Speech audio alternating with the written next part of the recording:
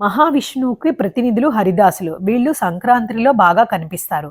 హరిదాసులు అక్షయ పాత్రలో బియ్యం వేయటం వలన తెలిసి తెలియక చేసిన పాపాలు పోతాయి. వారి దీవెనలు మనకి లభిస్తాయి. నెల రోజుల పాటు హరినామాన్ని గానం చేసినందుకు అందరూ ఇచ్చే ధనధాన్య వస్తు దానాలు స్వీకరిస్తారు.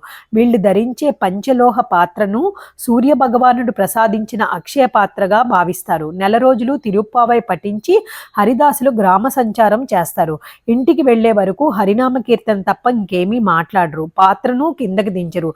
ఇంటికి వెళ్ళాక ఇల్లాలు కాళ్ళు కడిగి అక్షయ పాత్రను దించుతుంది. హరిదాసులకి బియ్యం పోయడాన్ని శ్రీ మహావిష్ణువుకి కానుకగా బహుకరించినట్లు భక్తులు భావిస్తారు.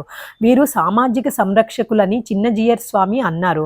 శ్రీ రామానుజాచార్యులు చూపిన బాటలో వీరంతా పయనిస్తారని పేర్కొన్నారు. అందుకే ఎన్ని పనులు ఉన్నా హరిదాసు వస్తే బియ్యం పోయండి. ఓం తస్సత్.